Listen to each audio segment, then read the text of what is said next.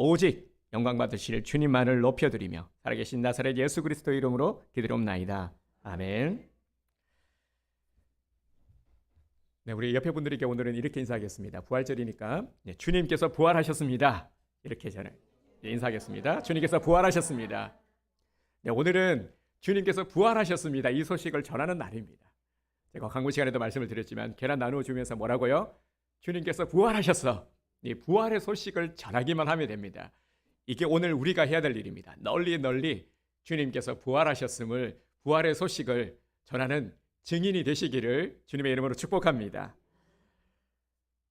네, 해마다 교회에서 우리 준비하는 전통이지만 우리 다른 교회들은 이제 이 계란을 잘 안 하더라고요. 그래서 우리 동료들하고 얘기하면서 이 계란 얘기를 하다가 포장 얘기를 하다가 아니 아직도 계란을 해? 이렇게 말하는 동료가 있었습니다. 그래서 아니 그러면 뭐를 해? 그랬더니 요즘은 또 계란을 잘 안 하는데 그러더라고요. 그래도 우리는 꿋꿋하게 우리의 전통을 이어가고 있습니다. 계란은 부활의 소식을 전하는 우리 기쁜 도구입니다. 그래서 우리 주의 전도 대상자들에게 나눠주시기를 바랍니다. 부활주일, 오늘은 우리 다시 사신 예수 그리스도의 이 부활의 기쁨이 넘쳐나는 시간입니다. 오늘 이 예수님의 부활의 소식으로 말미암아 기쁘고 감사하며 은혜로 충만한 시간이 되기를 주님의 이름으로 축복합니다. 네, 고린도전서 15장에 보면 이 바울의 메시지가 나오는데요. 고린도 교회 안에서 많은 논쟁이 있었던 이 부활 논쟁. 그러니까 고린도 교회 안에 이 부활에 대해서 믿지 않는 성도들이 많았던 것 같습니다. 그래서 부활 논쟁이 붙은 거예요. 예수님께서 부활하신 것이 맞다, 아니다. 이 논쟁에 대한 답변으로 시작하는 것이 바로 고린도전서 15장입니다. 13절을 보겠습니다. 만일 죽은 자의 부활이 없으면 그리스도도 다시 살아나지 못하셨으리라.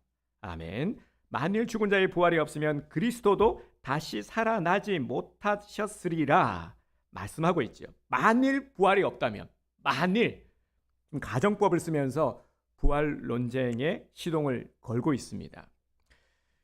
당시 고린도 교회 안에 부활을 믿지 못하는 자들, 부활을 부정하는 자들이 많았기 때문인데요. 만약에 부활이 없다면 어떻게 될까? 혹시 여러분 생각해 보셨습니까? 만약에 부활이 없다면 어떤 일이 일어날까요? 어떻게 될까요? 바울은 뭐라고 말하고 있습니까?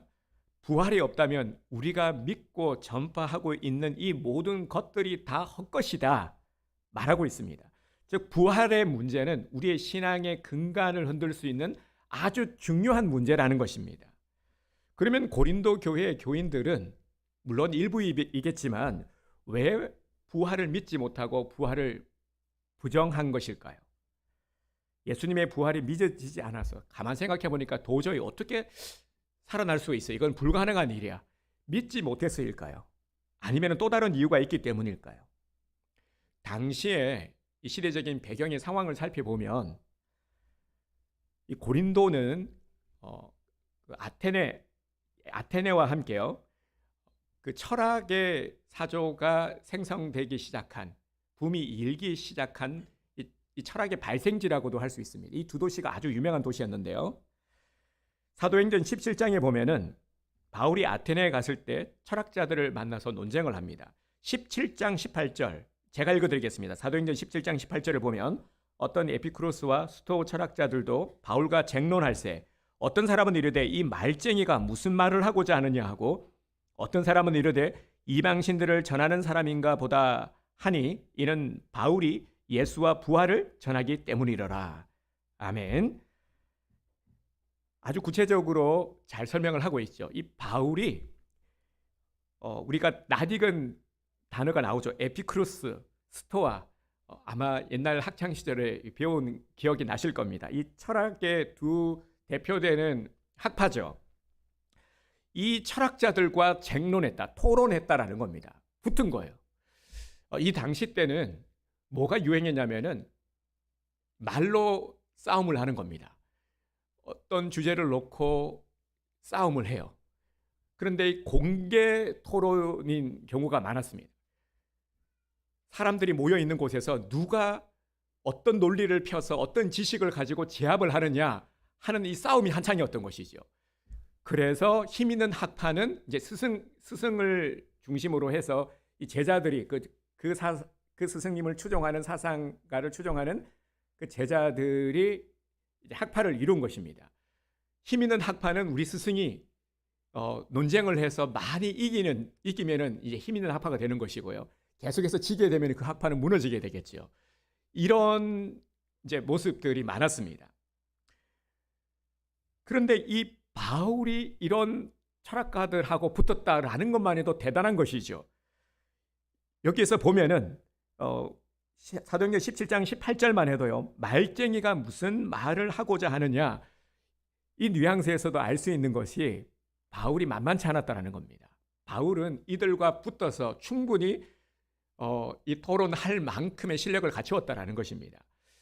그래서 우리가 알 수 있는 것이 하나님께서 바울을 부르실 때는 아주 특별한 방법으로 부르셨잖아요. 그런데 바울을 부르신 이유가 있다는 겁니다. 이렇게 사역하는 모습을 보면 바울을 하나님께서는 준비시켰고 그가 갖춘 것을 통해서 이렇게 무엇을 전했다 그랬습니까? 예수의 부활, 예수와 부활을 전했다. 예수와 부활을 전하기 위해서 그들하고 논쟁도 하고 지식인들에게는 지식인으로 또 그렇지 않은 자들에게는 또 그 눈높이에 맞추어서 열심히 복음을 증거했음을 보게 됩니다. 바울이 소개하고 있는 이 에피쿠루스와 스토아 이들의 모습을 보면은 이 특징을 가지고 있습니다. 에피쿠루스 학파는 전형적인 쾌락주의자들입니다. 그들은 물질 세계를 중시하고 영적인 일에는 관심이 없었습니다. 에피쿠루스의 명언 가운데 이 죽음에 관한 명언이 있는데요. 뭐냐면은 여러분, 우리가 아직 살아 있을 때 죽음은 아직 오지 않았습니다. 걱정하지 마십시오.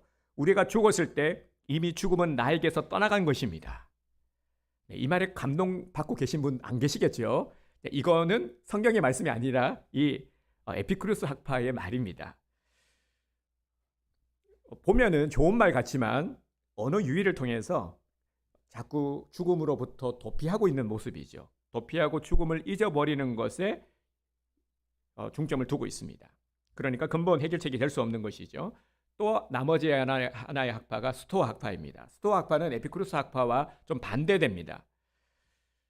일종의 금욕주의적 철학을 주장했는데요. 종교적인 색채가 좀 짙었습니다. 이들은 죽음에 대해서 어떻게 정의를 했냐면 죽음이라는 것은 우리가 신과 연합하는 것이다. 신과 하나 되고 연합하는 것이다 라고 주장을 했습니다. 얼핏 보기에는 괜찮아 보이는데 이것이 문제가 된 것이 뭐냐면은 개인적인 존재에 대한 언급은 없었습니다. 무조건 신과 연합하기만 하면 된다라고 말하지 어떤 내세관 그리고 개인이 가져야 될 소망에 있어서는 전혀 제시하고 있지 못했습니다. 이 두 가지 철학 사조가 우리가 잘 알고 있는 뒤에 플라톤, 아리스토텔레스 이런 철학자들에게 이어지게 됩니다. 그런데 특히 이 플라톤이라는 철학자는 이원론이라는 이제 사상을 주장을 했는데요. 이 플라톤이 가지고 있었던 이원론은 그러니까 영과 육을 구분하는 겁니다. 근데 이게 문제가 된 것이 이 이원론이 많은 이단 사상가들에게 영향을 주게 됩니다. 우리가 잘 알고 있는 성경에도 소개되고 있는 영지주의 같은 것들, 그러니까 육은 더러운 것이고 추악한 것이고 버려야 될 것이고 영은 신령한 것이다. 이렇게 구분하는 겁니다. 그래서 육적인 것은 무조건 막 다 정제시하고 오직 영적인 것들만 이렇게 추구하는 그러한 모습들, 바로 여기에 영향을 받은 것입니다. 인간이 죽은 다음에 육체는 없어진다. 하지만 영혼은 영원히 살아있다. 이런 영혼 불멸을 주장했습니다. 이것도 보면은 얼핏 보면은 아니 뭐가 잘못됐지 맞지 않나? 라고 생각할 수가 있는데요. 기독교의 가르침이 아닙니다. 영혼 불멸을 우리는 믿지만 육체가 없는 영혼 불멸이 아니라 우리는 육의 부활도 함께 믿고 있습니다. 이것을 우리가 잘 구분해야 됩니다. 우리 기독교는 절대 육을 무시하지 않습니다. 육체 또한 하나님께서 우리를 위해서 창조하신 것이고 육은 우리 안에 성령께서 거하시는 전이죠. 성령이 거하시는 몸, 거룩한 성전입니다. 성경은 이것을 우리에게 분명히 말씀하고 있습니다. 그렇기 때문에 우리의 육도 하나님께서 우리에게 허락하신 소중한 것이기 때문에 우리가 함부로 할 수 없는 겁니다. 내가 육의 몸을 입었지만 이 육은 내 것이 아닌 것이죠. 그래서 우리의 생명, 우리의 몸도 우리가 함부로 해할 수 없는 것입니다. 여러분, 죽음 이후의 부활을 믿으십니까? 바로 오늘은 이것을 우리가 명확하게 다시 정립하는 날입니다. 주님의 부활을 우리가 바라보면서 성찬을 통해서 또 우리가 함께 참여하고, 그리고 이 시간에는 정말 우리가 부활신앙으로 다시금 세워지는 그러한 은혜의 시간인 것입니다. 이 에피쿠루스와 스토아 학파와 같은 이런 사상가들이 바울의 이 부활 선포를 들었을 때 어떤 반응이었습니까? 오늘 본문에 잘 나타나 있죠. 반발하고 조롱했습니다. 부활이 도대체 무엇이냐? 부활 우리는 믿지 못하겠다. 아무리 네가 말해도 이 부활 믿지 못하겠다. 그럴 때 그 답변이 바로 고린도전서 15장입니다. 오늘 우리는 뒷부분을 함께 읽었지만 우리 돌아가셔서 꼭 15장의 말씀을 묵상하시기 바랍니다. 바울은 부활에 대해서 아주 깊이 있는 부활의 메시지를 15장을 통해서 전하고 있습니다. 1절부터 19절까지는 부활의 사실에 대해서 설명하고 있습니다. 부활은 허구가 아니다. 역사적인 뿌리가 깊은 분명한 사실이다 하는 것을 밝히고 있고요. 20절부터 28절까지는 부활의 순서를 말하고 있습니다. 어떤 순서로 부활할 것인가. 그리고 29절부터 34절까지는 부활의 근거를 제시하고 있습니다. 우리가 부활을 믿을 수 있는 근거가 어디에 있느냐 하는 부분, 그리고 35절부터 49절까지는 부활의 특성에 대해서 말하고 있습니다. 부활의 이 몸이 어떤 특성을 가지고 있는지에 대해서 말하고 있고요. 마지막으로 50절부터 58절까지는 부활의 소망을 말하고 있습니다. 부활의 소망이 두 가지인데 미래 소망과 현재 소망이다 하는 것을 말씀하고 있습니다. 그 당시에 부활을 부인하는 사람들 중에는 부활을 반대하는 여러 가지의 어떤 근거들을 들었습니다. 어떤 근거를 주로 들었냐면은 예수님께서 무덤에서 다시 살아나셨지 않습니까? 그런데 예수님께서는 이 무덤에서 다시 살아나신 것이 아니라 십자가에 못 박혔을 때 너무 고통스러워서 예수님은 기절하셨던 거다. 돌아가신 게 아니라 기절을 하신 거다라는 기절설. 그리고 예수님의 제자들이 시신을 훔쳐간 거다. 훔쳐가 놓고는 예수님이 부활하셨다고 뻥쳤다 하는 겁니다. 이게 바로 도적설이고요.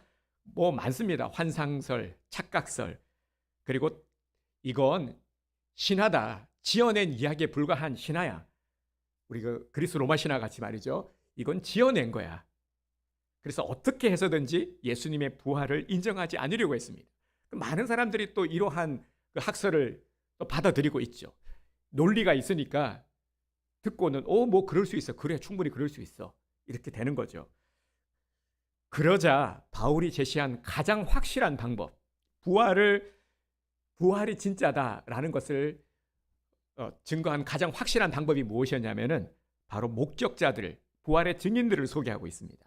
먼저 막달라 마리아에게서부터 시작을 해서 11 제자에 이르기까지, 그리고 500여 명의 형제들에게, 나중에 스데반, 심지어 이 바울에게 이르기까지 수많은 사람들이 예수님 부활의 이 증인들이다, 목격자다. 이거 봐라. 이렇게 많은 사람들이 예수님의 부활을 직접 목격했고 이들이 증거하고 있다. 이래도 믿지 않겠느냐? 이렇게 지금 증거하고 있는 겁니다. 너무나도 많은 사람들이 목격한 팩트, 예수님의 부활은 사실이다, 역사적인 사실이다 하는 것입니다. 바울이 이를 근거로 해서 강력하게 주장한 것이 무엇입니까? 부활을 말하면서 바울은 무엇을 말하고자 하는 것입니까? 만일 부활이 없으면 우리가 믿는 신앙 이 자체도 무너진다라는, 아무 의미가 없다라는 겁니다. 예수 그리스도의 부활은 우리의 신앙의 근간이요, 근본이라는 것입니다. 17절 말씀을 보겠습니다. 17절 말씀.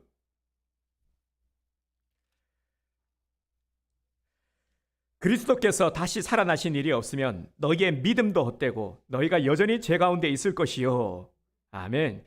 부활이 없으면 우리가 믿는 믿음이 헛되고 우리의 죄의 문제는 도저히 해결될 수 없다라고 말씀하고 있습니다. 여러분, 만약에 예수님의 이 십자가의 죽으심으로 끝나버렸다면 어떻게 되었을까요? 예수님께서 십자가에 돌아가신 것으로 끝나버렸다면, 그러면 아마 기독교는 이 역사상 가장 최악의 사기 집단이 될 겁니다. 우리가 이렇게 아마 예배드리지 않았을 겁니다. 우리 교회도 아마 존재하지 않게 되었겠죠. 부활이 없다라면은 기독교는 성립되지 않습니다. 그리고 부활이 없다면은 죄의 문제도 해결되지 않습니다. 부활이 없는데 어떻게 우리가 예수를 말할 수가 있겠습니까? 예수님을 믿으라 말할 수 있겠습니까? 우리가 믿고 해온 모든 것들이 다 무의미해지는 것입니다. 그래서 바울은 분명하게 말하고 있습니다. 57절 보겠습니다. 우리 주 예수 그리스도로 말미암아 우리에게 승리를 주시는 하나님께 감사하노니. 아멘. 이 승리는 어떤 승리입니까? 사망 권세를 이기신 승리, 죽음을 이기신 승리입니다. 부활로 인해서 우리에게 주어진 승리입니다. 이 부활 신앙은 우리의 삶 전체에 영향을 미치고 있습니다. 이제 사망이 더 이상 우리를 얽매일 수 없습니다. 사망이 우리를 엄습할 수 없습니다. 부활 사건 이전에는 사망의 권세가 최고의 권세였습니다. 그래서 우리는 이 사망의 권세에 벌벌 떨어야만 했죠. 하지만 예수 그리스도께서 부활하심으로 사망의 권세를 짓누르고 승리하셨습니다. 이것이 우리에게 주는 진정한 승리입니다. 그래서 바울은 55절에서 사망아 너의 승리가 어디 있느냐? 사망아 네가 쏘는 것이 어디 있느냐? 아멘. 담대하게 말하고 있습니다. 여러분, 이제 예수 그리스도의 부활로 말미암아 사망이 왕노릇하는 시대는 지나갔습니다. 이것이 바로 고린도전서 15장을 통해서 바울이 전하고자 하는 메시지의 핵심인 것입니다. 오늘 부활을 맞은 우리들은 부활의 진정한 의미를 알아야 됩니다. 부활의 의미를 알아야 되겠죠. 의미를 알지 못하면은 그냥 매년 형식적으로 그렇구나, 올해도 부활절이 다가왔구나, 올해도 계란을 먹는구나, 뭐 이런 정도로만 생각하죠. 부활절이구나, 맛있는 거 먹겠네, 교회에서도 오늘 맛있는 거 준비했겠네, 뭐 이런 정도의 감격밖에 없는 것이죠. 그런데 정말 이 부활절은 우리를 완전히 우리를 새롭게 변화시킨 정말 너무나도 놀라운 은혜의 날입니다. 예수님의 부활을 안다라는 것은요, 이제 우리가 아는 것에서 우리가 그치는 것이 아니라 정말 부활 신앙으로, 부활의 고백의 삶으로 우리는 살아가야 되는 것입니다. 우리는 이 부활을 정말 생각할 때에 은혜의 감격이 우리에게 있어야 합니다. 단순히 예수님께서 십자가에 못 박혔지, 모르는 사람 없지, 죽었지, 그런데 예수님께서 다시 3일 후에 살아나셨어, 마치 우리가 시험 공부하듯이 그렇게 외우는 지식이 아니라 정말 이 모든 것들이 우리에게 사실로 은혜로 감동으로 다가와야 하는 것입니다. 그리스도의 부활은 죄로 인하여서 망가지고 타락한 세상을 온전히 회복시키려는 하나님의 이 재창조의 역사라는 것을 우리는 잊지 말아야 합니다. 이러한 회복은 주님이 재림하실 때 다시 온전해질 것입니다. 예수 그리스도의 부활은 이미 시작이 되었고 주님이 오시는 날 모든 것들이 완성될 것입니다. 사랑하는 성도 여러분, 부활을 맞은 나는 지금 어떤 마음으로 이 시간 예배를 드리고 있습니까? 부활의 지식을 가지고 있습니까? 아니면 부활 신앙을 가지고 있습니까? 앞서도 말씀을 드렸지만 내가 교회를 다니고 예수님이 부활하셨다라는 사실을 알고 있지만, 하지만 이런 지식적인 그러한 신앙의 모습이 아니라 이것을 가지고 아는 것으로 우리는 부활신앙이라고 말할 수 없는 것입니다. 안티크리스천들은 이렇게 말을 합니다. 2000년 전 예수님께서 죽으시고 사흘 만에 다시 살아났다라고 하는 이 사건이 오늘날 나하고 무슨 상관이 있느냐? 그게 무슨 상관이 있는데? 라고 말합니다. 여러분, 불치병 약이 개발되었다고 해도 내가 그 병에 걸리지 않으면은 사람들은 그다지 그렇게 관심을 갖지 않죠. 내가 정말 아프지 않으면 아무리 신약 좋은 거, 백신, 그리고 암 특효약 개발됐다라고 해도 우리는 별로 관심 갖지 않습니다. 나하고 상관이 없다라고 여기기 때문이죠. 부활도 마찬가지입니다. 부활을 추상적으로만 생각하면은 현재 삶도 바쁜데 내가 언제, 지금도 바빠 죽겠는데 그것까지 생각해 라고 여기게 되는 것이죠. 실제로 예수님께서 부활하셨을 때도 사람들은 예수님의 부활에 그다지 그렇게 크게 관심을 가지지 않았습니다. 오늘 우리 성도님들은 부활주일, 오늘 부활 설교를 듣고 계십니다. 부활을 몰라서 듣고 계신 게 아니죠. 우리는 예수님의 부활도 알고 우리의 부활도 알고 있습니다. 하지만 안다고 해서 우리가 부활신앙으로 살아가는 것은 아닙니다. 그렇죠? 나는 부활신앙으로 살아가고 있습니까? 그래서 오늘은 부활신앙으로 살아가는 것이 어떻게 살아가는 것인지, 왜 부활신앙으로 우리가 살아가야 되는지를 일깨우는 그러한 시간인 겁니다. 바울의 간절한 외침처럼 교회를 다니지만 이 부활신앙이 분명하지 않은 사람들이 너무나도 많습니다. 원래는 부활절 예배를 드리면 정말 이 부활절 예배 가운데 많은 은혜의 역사가 일어나야 하는 것이 정상입니다. 죄를 자복해서 내 신앙이 다시금 회복되고, 그리고 내 삶의 변화도 일어나고 상한 마음도 치유되는 은혜의 역사가 일어나야 하는 것이죠. 오늘 이러한 은혜의 역사가 지금 일어나고 있는 줄 믿습니다. 부활절은 정말 이러한 은혜의 역사가 일어나는 복된 절기입니다. 주님께서 부활하셨으니까요. 사망 권세를 이기고 부활하신 이 의미, 이 기쁜 날, 이것을 기념하는 우리들에게 하나님께서는 어찌 이 은혜의 역사를 허락하시지 않겠습니까? 이미 우리가 부활에 참여하는 것만으로도 은혜의 감격이 우리에게 주어지는 줄 믿습니다. 예수님은 2000년 전 바로 오늘 이 새벽에 사망의 권세를 이기시고 부활하셨습니다. 부활은 삶으로 나타납니다. 가장 뚜렷한 변화가 무엇입니까? 중생이죠. 예수님의 부활을 믿으면 주님을 믿고 고백하게 되고 예수님을 나의 주인으로 영접하게 됩니다. 죽은 영혼이 다시 살아나는 영적인 부활이 일어납니다. 그리고 우리가 부활신앙을 가지면 내 삶에 있어서도 놀라운 변화가 일어납니다. 생명의 부활도 일어나지만 인격의 부활도 일어납니다. 바울의 경우가 아주 대표적인 케이스죠. 바울이 예수님을 만나기 전에는 어떤 사람이었습니까? 예수님을 믿는 사람을 잡아 죽이고 하는 포악한 사람이었습니다. 하지만 예수님을 만나고 나서 삶이 완전히 바뀌었죠. 예수와 부활을 증거하는 자가 되었습니다. 신약 성경에서 13권이라는 서신을 썼습니다. 정말 신약 시대에 가장 귀하게 쓰임받은, 가장 많은 사역을 한 인물이 사도 바울이죠. 이렇게 변화되었습니다. 우리가 부활신앙을 가지게 되면 우리 삶의 의미를 발견하게 됩니다. 그 이전까지는 무의미했던 것들, 발견하지 못하니까 그냥 세상의 어떠한 가치관에 휩싸이고 감정에 휩싸이고 그때 나도 주체할 수 없는 여러 가지 부정적인 감정과 상한 마음, 이런 것들이 뒤엉켜서 살았는데, 하지만 이제는 하나하나의 의미를 발견하게 되니까 이런 나를 절제할 수 있는 겁니다. 정말 어떤 모든 현상 가운데 의미, 하나님의 의미, 내게 주신 것들, 감사의 의미를 발견하게 되고 사명의 의미를 우리가 알게 되는 것입니다. 그래서 무의미함이 아니라 유의미함이 되는 것입니다. 내 삶에 주어진 모든 것들이 감사한 겁니다. 이전에는 우연을 쫓았고요.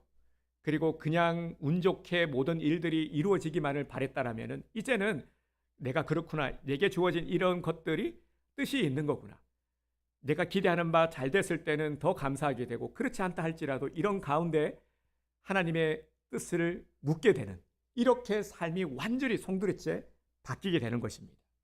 그래서 불평 불만을 말하기보다는 먼저 감사를 말하게 되고 또 주님의 뜻을 묻게 되고 기다리게 되는 것입니다. 하지만 인생이 헛되다라고 여겨지게 되면 의욕이 없어지게 됩니다. 살 맛이 나지 않게 되는 것이죠. 노력해야 될 이유가 없기 때문입니다. 내가 왜 일을 하지? 왜 살지? 왜 돈을 벌어야 되지? 계속해서 밀려오는, 때로는 내 의지와도 상관없이 자꾸 밀려오는 이러한 부정적인 감정에 우울해지고, 그리고 많은 사람들이 이러한 우울감 때문에 불면증에 시달리기도 합니다. 며칠 전에 제가 아는 분과 이 대화를 나누다가 제가 깜짝 놀랐어요.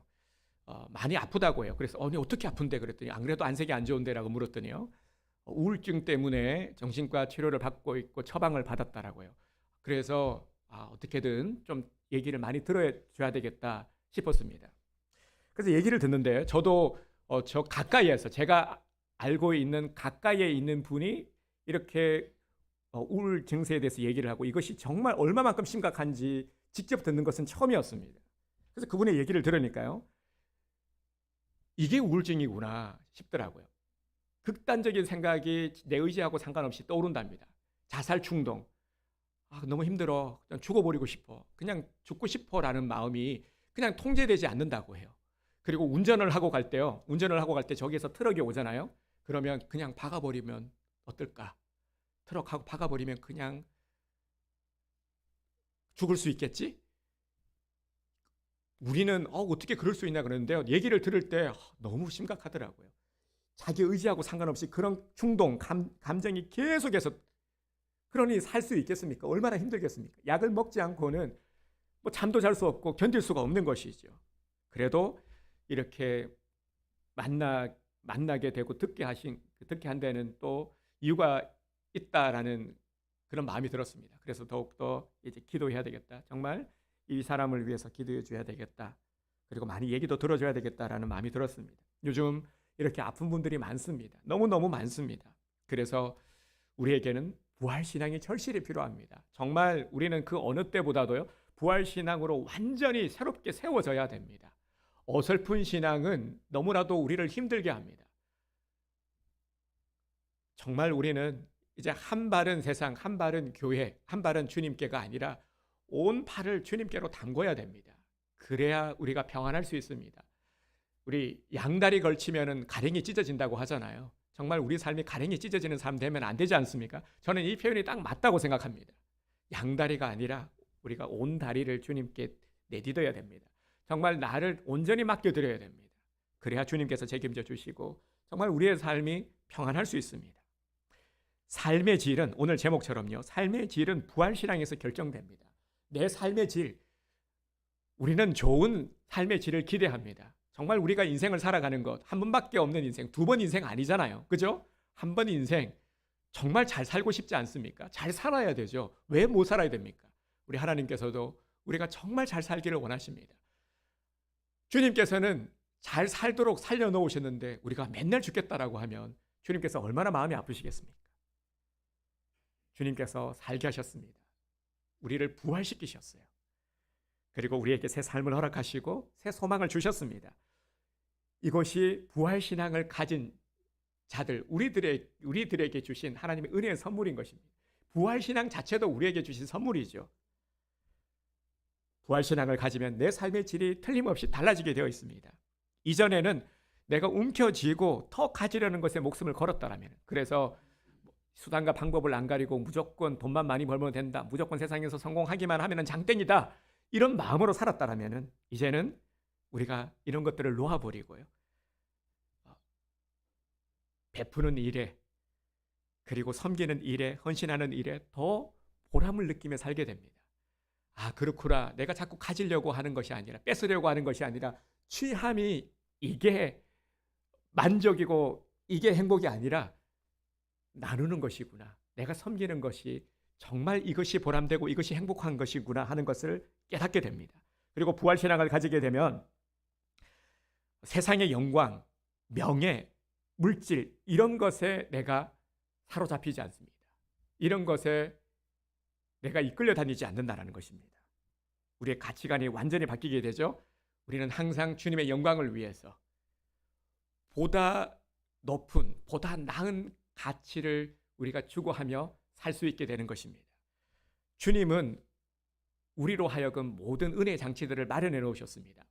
하나님께서 만든 피조물인 우리들은 우리들에게 무엇이 필요하고 우리가 어떻게 살아가야 되고 하는 것들을 주님께서는 다 준비해 놓으셨습니다. 그런데 이것을 거스르는 것이 바로 세상에서 말하는 세상의 가치관들이죠. 그렇게 살아가면 지금 당장은 내가 뭔가를 이루는 것 같고 좋지만 결국 우리는 병들 수밖에 없는 겁니다. 제가 앞서도 말씀을 드렸지만 우리 그리스도인들이, 제가 방금 아까 말씀드린 이 우울증에 힘들어하는, 아파하고 있는 분도 교회를 아주 잘 다니고 있는 크리스찬이에요. 그렇기 때문에 저도 충격적인 것이죠. 아니, 이렇게 신실한 이 자매분이 왜 이렇게 지금 이렇게 힘들어하는 걸까? 저도 너무 충격을 받았습니다. 그래서 보면서 우리 성도들도 이렇게 아파하는 분들이 많겠구나 하는 것을 알 수가 있었습니다. 그래서 오늘 말씀을 준비하면서요, 정말 이러함에서 우리가 벗어날 수 있고 예방할 수 있기 위해서는 이 부활신앙으로 철저하게 무장되어야 되겠구나. 오늘이 너무너무 중요하겠구나 하는 그런 마음이 들었습니다. 부활신앙을 가지면 우리는 살아갈 수 있는 에너지를 얻게 됩니다. 부활신앙에서 에너지를 얻어야 됩니다. 부활신앙으로 살아갈 때 우리는 산자의 모습이 무엇입니까? 생기 있는 모습, 그죠? 생기 있고 활력이 있는 모습. 반대는 죽은 자의 모습은 어떻습니까? 무기력하고 무의미하고 정말 그러한 허무한 모습. 이것이 아니라 우리는 생기 있는 모습, 그리고 활력 있는 모습으로 살아가야 합니다. 이제 여러분 어떻게 하시겠습니까? 그 선택은 나에게 주어졌습니다. 우리 한 가지, 정말 우리가 부활신앙으로 생기 있는 모습으로 살아가기 위해서 한 가지 결단을 하기 원합니다. 소명의 삶을 살아가시기 바랍니다. 이를 위해서 우리 결단하며 정말 주님 앞에 함께 우리가 기도하기 원합니다. 소명의 삶이란 하나님이 주시는 일을 하는 것입니다. 무슨 대단한 일을 하려고 하는 것이 아니라요, 뭐 그럴 필요도 없는 것이죠. 하나님이 있으라고 한 그 자리에서 우리는 최선을 다하면 되는 것입니다. 우리가 보면은 너무 많은 것들을 가지려 하고 욕심을 부리고 그러다 보니까 과부하가 걸리고 그게 안 되니까 자꾸 스트레스가 받는 겁니다. 마음에도 자꾸 화병이 들지 않습니까? 뭔가를 지금 자꾸 채워야 되는데 공허함은 채우지 못한 빈 마음이 공허함 아닙니까? 왜 그렇습니까? 자꾸 내 기준이 세상에 가 있고 세상의 가치관으로 자꾸 채워야 되는데 안 채워지는 거. 기대대로 안 되니까 화나고 안 채워지니까 공허하고 이게 계속해서 반복되는 건 아니겠습니까? 그런데 우리는 세상의 것들로 채워야 되는 사람들이 아닙니다. 주님 주시는 이 소명을 회복하시기 바랍니다. 그래서 주님 주시는 은혜로 채워나가야 하는 것이죠. 그래서 다시금 우리가 오늘 부활절을 기점으로 해서